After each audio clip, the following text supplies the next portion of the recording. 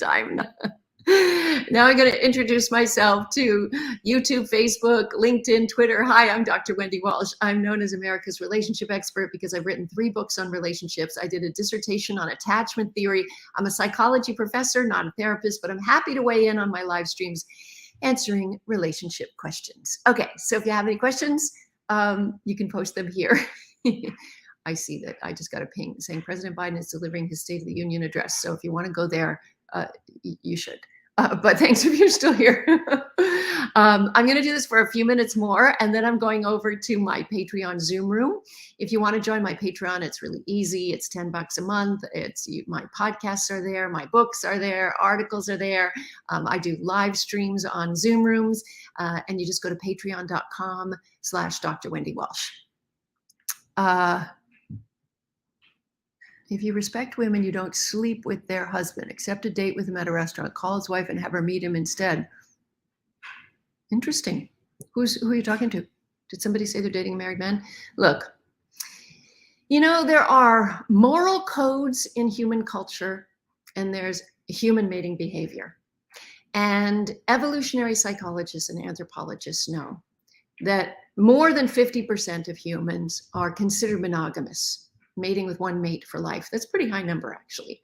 The rest may practice serial monogamy, may practice some form of polyamory, may have what we call social monogamy and have extra pair bonds. It's painful. Infidelity can be very, very painful, but humans find all kinds of ways. And so I more put a scientific eye on trying to understand what motivates human behavior. I always think that affairs are a message. They're a message that something is not satisfying one in the relationship, and there's something going on, some need that's not being met. Question, is there anything wrong with dating a man 20 years younger? No, except that you should realize that whoever the older person is, no matter their gender, they hold the vast majority of power in the relationship. So it's kind of an imbalance of a power dynamic. So just because of your wisdom, you probably have more financial security, you have lots of life experience. As a result, you have to remember, or you have to try to be a benevolent leader, because the fights will come over power dynamics is what will happen. Kyle has a cute question. This is not exactly love related, but what are ways you can tell someone truly likes you as a person and adores you? It sounds like you're asking how to tell if somebody's pretending to like you versus truly likes you. And I guess the end of the day is how they sacrifice, whether it's a love relationship or a friendship. How does someone sacrifice for you? Whether it's sacrificing their time, their money, their attention, their talents, what are they sacrificing for you? All right, any more questions up here at Instagram before I head over to, hi everybody, nice to see you. It's always nice. Let me know where you're watching from. Or is everyone heading over to the State of the Union address?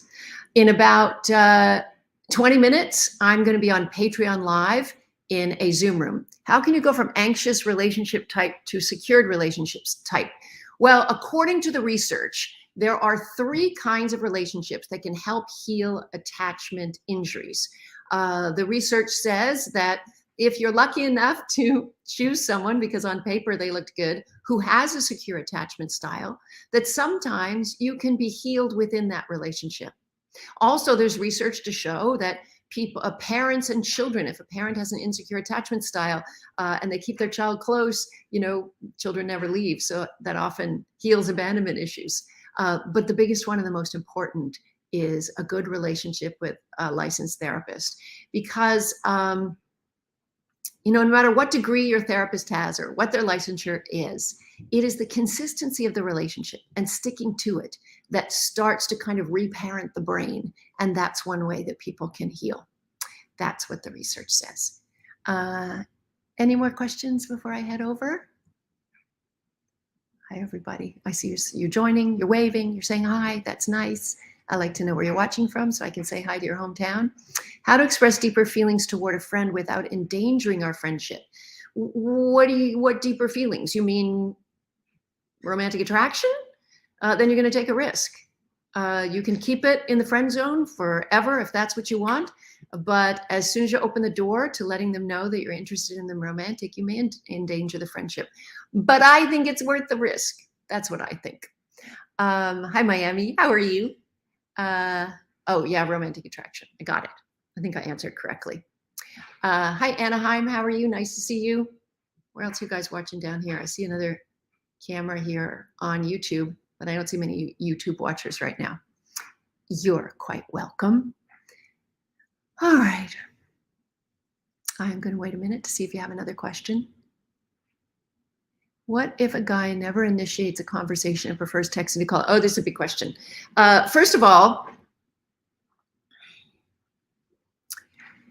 people continue to do behaviors if they're rewarded for their behaviors.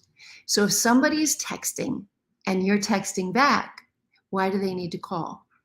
My suggestion is you write a text that says, I'm sorry, I'm not a big texter, but when I see your number, I'll pick up right away because I'd love to talk to you on the phone. And then keep your pretty little manicure off that phone and wait. And you may have to wait a long time, or he may never call. But when he does, you can't say, oh, I see you finally figured out how to call. You have to go, hey, I was just thinking about you. How are you? You have to reward the good behavior, ignore the bad behavior. But if you're rewarding texts with texts, then that's all you're going to get.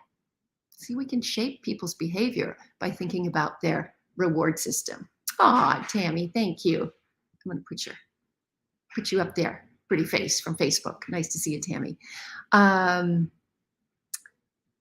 Any more questions before I head over to my Patreon? Is cognitive behavioral therapy, what's the question? The best way to get a secure relationship type? You know, at the end of the day, what the research says is the consistency of any kind of therapy. You know, as long as you're with a licensed therapist, a lot of healing can take place.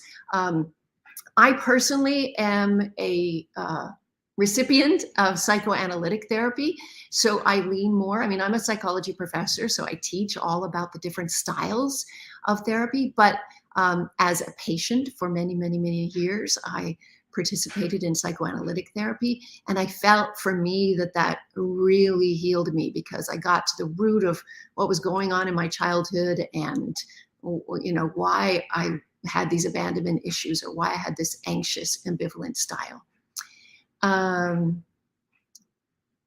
You're quite welcome for the advice. Okay, so I'm going to head over to my Patreon Zoom room. If you'd like to join us, you can just come over to patreon.com/Dr. Wendy Walsh. I'm usually there every Wednesday at 6:30 in a Zoom room. We're doing it Tuesday tonight because I'm traveling tomorrow. You can also listen to me every Sunday live on KFI AM 640 radio in Los Angeles, or you can download the iHeartRadio app and listen to the Dr. Wendy Walsh Show on demand anytime. You just download the iHeartRadio app and you search Dr. Wendy Walsh. Good to see you all. We'll see you soon. Bye.